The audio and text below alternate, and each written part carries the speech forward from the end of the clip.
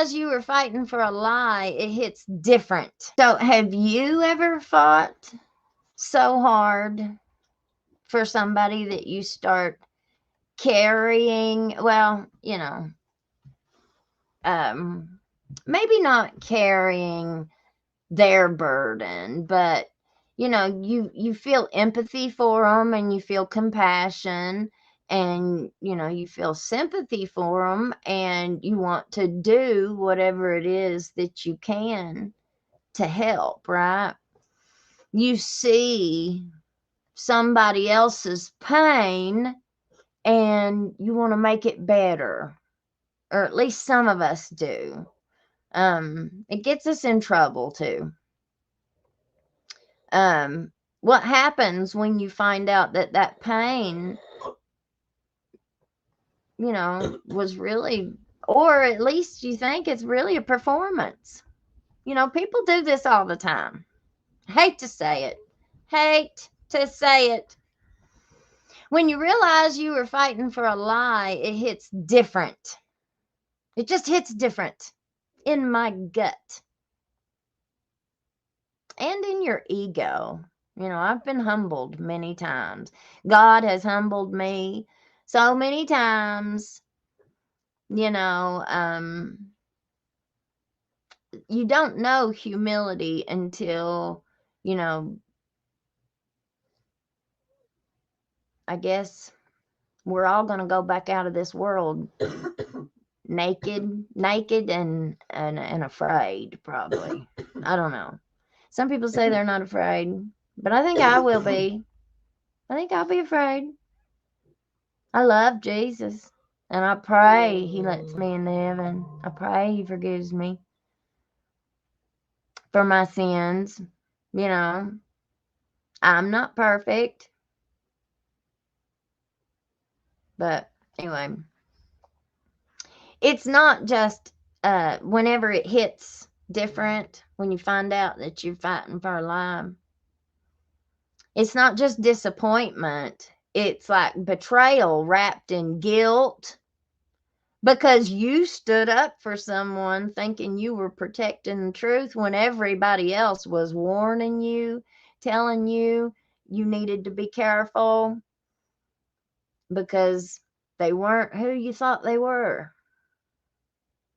You spoke their name. You vouched for them.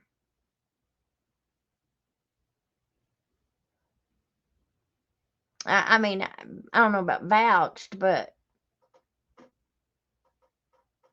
I haven't never really co-signed anybody's story because it's their story, right? I don't know if what they're saying is true or not. None of us do, unless they have physical evidence. But these are the situations that cause real victims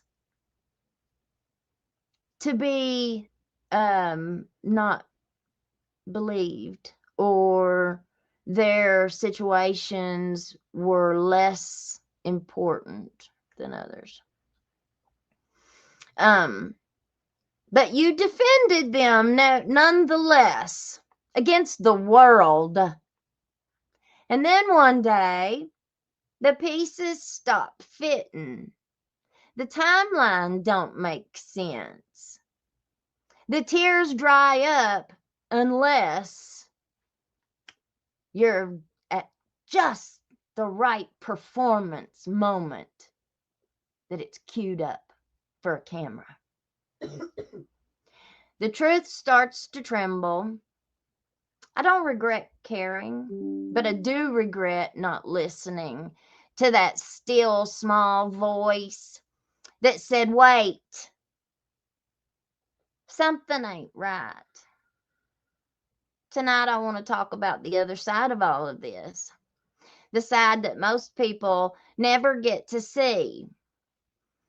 We're going to talk about the good men, or at least one of them, who've been torn down by false stories, the decent, hardworking people who become targets because someone saw a way to gain attention, sympathy, or even money off their name. But We're going to talk about money too, because there's two ways of getting it. There's the hard earned, I get up every day and bust my tail for my career, for my job. You know, you have things that you have to do every day. Or fast, easy money, like robbing somebody, you know, or whatever. Maybe it's not criminal. Maybe it's just scamming people out of money. Whenever we're drug addicts, we get really good. We get really good. We're well equipped on how to manipulate people, I guess. You know, we do. Human beings do in general. You know, you don't have to just be an addict. You can just be a human being. But let's be honest. A lot of people don't like me for being honest, but I can tell you, I'd rather be hated for being blunt and honest than be hated for being a deceitful scammer.